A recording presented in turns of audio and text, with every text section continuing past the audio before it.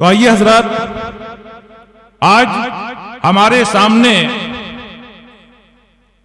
ہمارے اس پروگرام کی آخری کڑی استاذ محترم حضرت مولانا لیاقت علی صاحب قاسمی دامت برکاتہم تشریف فرما ہے۔ میں برابر ان کا چہرہ دیکھ رہا ہوں۔ میں نے ان سے بخاری جلد ثانی پڑھی ہے۔ مدرسہ مصباح العلوم قصبہ کوپا گنج میں واقع ہے۔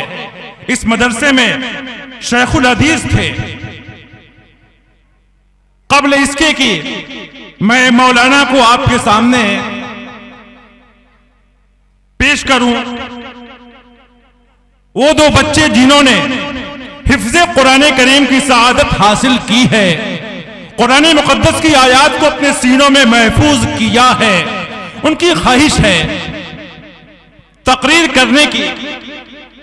مختصر تقریر کریں گے۔ نام ہے محمد رحمت اللہ۔ ان سے میری گزارش ہے کہ تشریف لے آئیں اور 2 منٹ میں اپنی تقریر مکمل فرمائیں۔ محمد رحمت اللہ مائک پہ۔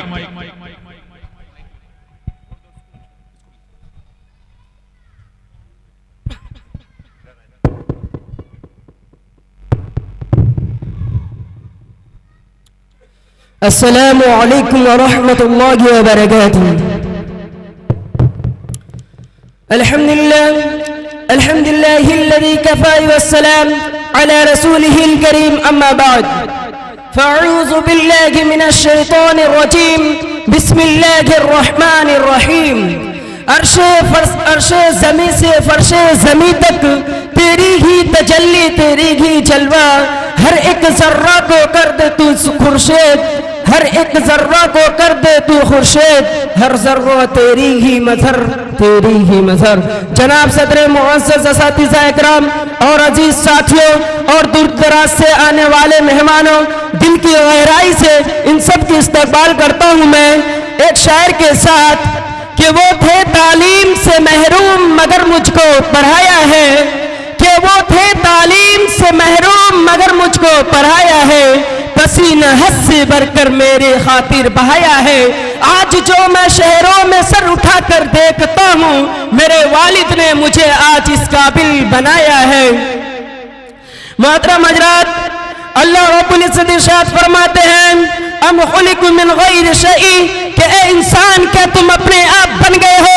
کیا تمہیں معلوم نہیں ہے جو اللہ پہلے بھی، جو اللہ آج بھی، جو اللہ پھر بھی، جو اللہ آئندہ بھی، جو اللہ ظاہر بھی، جو اللہ کامل بھی، جو اللہ متکبر بھی، جو اللہ اپنی پہلوں سے پاک ہے، جو اللہ اپنی انتہا سے پاک ہے، جو اللہ اول ہونے میں ابتدا کا محتاج نہیں، جو اللہ آخر ہونے میں انتہا کا محتاج نہیں، عرش و فرش کی ضرورت نہیں، جبرائیل میکائیل کی ضرورت نہیں، اجرائیل اسرافیل کی ضرورت نہیں، بی بی بچوں کی محتاج نہیں۔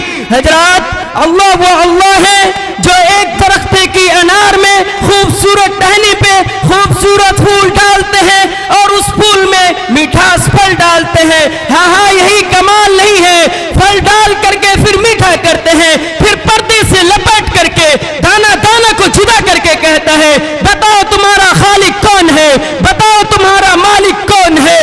حضرات، آج نوجوان بھائیوں ہمارے ماں باپ پر بہت زیادہ ظلم کرتے ہیں، اور اتنا ظلم کرتے ہیں کہ سزائے کی آپ تعبیر پہ کرتے ہیں کہ محترم جس ماں نے 9 مہینہ پیٹ میں پالا، آج اسی ماں کو ہم مارتے ہیں۔ جس ماں کے پیٹ میں 9 مہینہ آنکھیں پلی، آج اسی آنکھ ہم اپنی ماں کو دکھاتے ہیں۔ جس ماں کے پیٹ میں 9 مہینہ ہاتھیں پلی، آج اسی ہاتھ سے اپنی ماں کو مارتے ہیں۔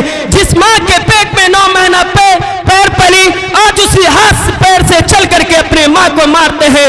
یاد رکھو کہ ایسے لوگوں کے لیے کل قیامت کا دن وہ جہنم کی دہکتی ہوئی آگ ہے۔